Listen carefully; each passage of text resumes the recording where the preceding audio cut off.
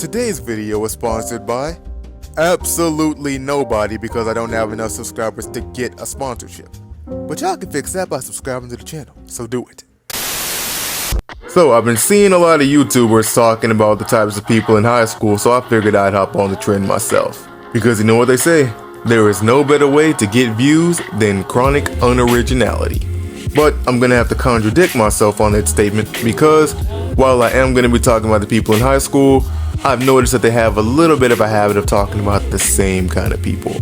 So I'm gonna go against the grain a little bit. I'm gonna talk about some ones that don't really get talked about quite as much. They get talked about, don't get me wrong, but not as often. And I think they deserve some attention because honestly, some of y'all just need to get called out. Maybe if you see this video, you'll stop.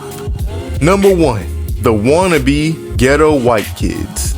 Now, this is not to be confused with actual white people that are actually in the hood.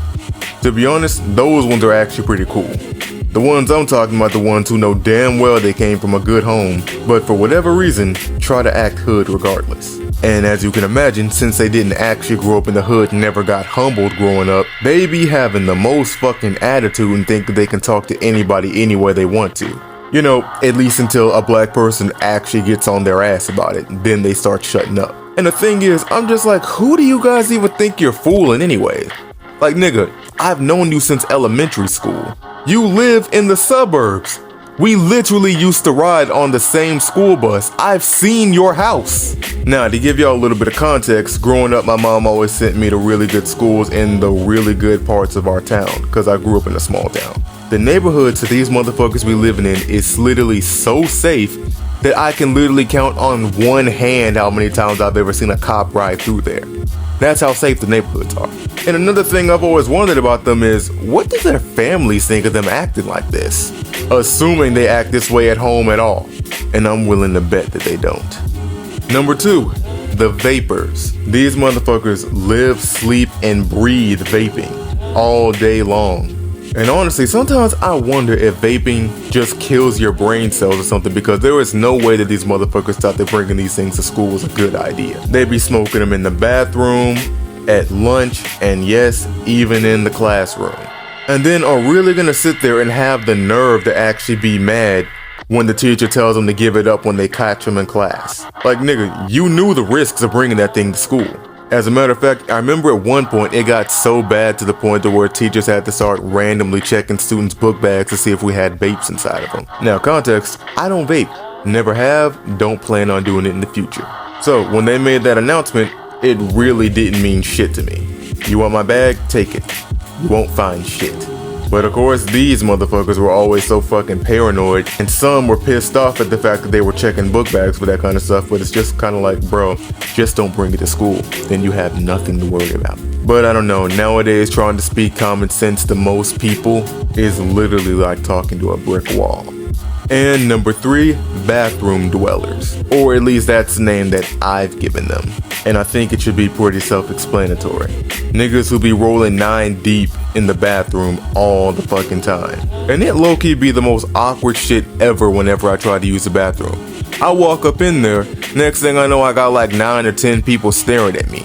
And that ain't even half as bad as the condition that they leave the bathroom in when they're in there.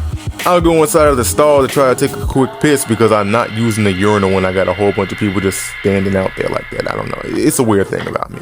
I be seeing, I'm talking milk cartons, water bottles, hell on a few occasions even textbooks inside of the fucking toilet. And it's like, why? What joy do you get out of doing this? Like, if I was a janitor, I would quit because there is no way I'm cleaning that shit.